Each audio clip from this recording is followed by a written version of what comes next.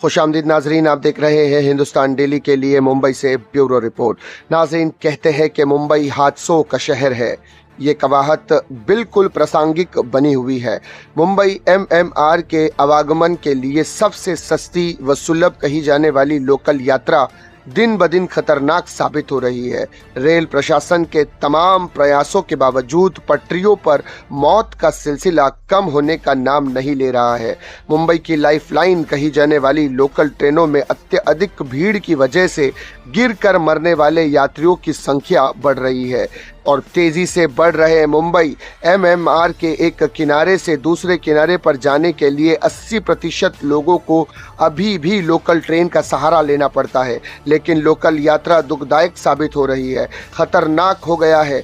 Local में इस कदर भीड़ बढ़ गई है और यात्रियों को लोकल में खड़े होने के लिए पर्याप्त जगह नहीं मिल रही है। यात्रा के दौरान विवाद, हिंसा और मारपीट होती रहती है। वहीं कई यात्री अधिकतम भीड़ होने के कारण गिरकर अपनी जान भी गंवा देते हैं। पिछले एक सप्ताह में दीवा और कोपर के बीच लोकल ट्रेन से गिरकर 2 युवा यात्रियों की दर्दनाक मौत हो गई। रेल सूत्रों से मिली जानकारी के अनुसार मुंबई में पिछले 5 महीने में ट्रैक पर 165 यात्री मारे गए। मध्य रेल और लोकल ट्रेन से गिरकर यात्रियों की मौत में इजाफा हुआ है। इस साल मुंबई में रेलवे ट्रैक पर होने वाली मौतों के आंकड़े बढ़े हैं और भारी भीड़ के कारण अब तक 150 से ज्यादा यात्रियों की जान लोकल से नीचे गिरकर जा चुकी है। 2 दिन पहले डोंबिवली के केयूर सवाल नामक यात्री की जान दीवा के पास लोकल ट्रेन से गिरकर चली गई।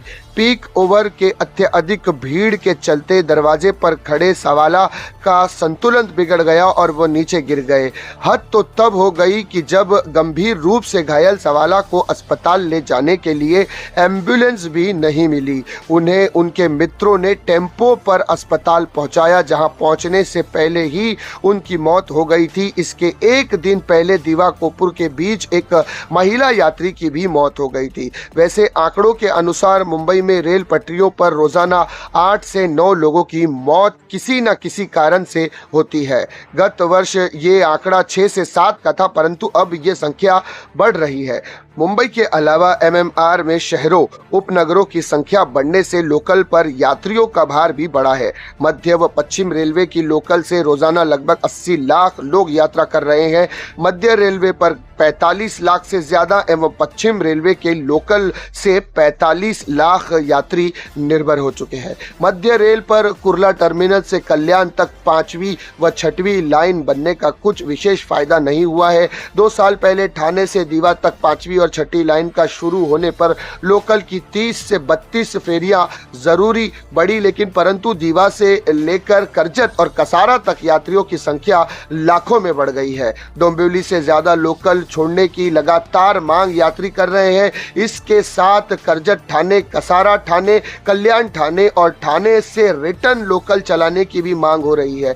ठाणे के आगे लोकल लाइन के समांतर आगमन की कोई सड़क व्यवस्था न होने से इसका भार पूरी तरह लोकल पर पड़ रहा है। वैसे कल्याण व घाटकोपर के बीच 5वीं व 6वीं रेल लाइन होने से ज्यादा इस रूट पर ज्यादा लोकल चलाने की मांग यात्री संगठन कर रहे हैं। रेलवे के वरिष्ठ अधिकारी के अनुसार केवल लोकल की कैपेसिटी लगभग खत्म हो चुकी है। मध्य रेल पर 1850 से ज्यादा व पश्चिम रेलवे पर लगभग 1400 लोकल रोजाना चलती है, जिसमें 14 एसी लोकल भी पश्चिम रेलवे पर।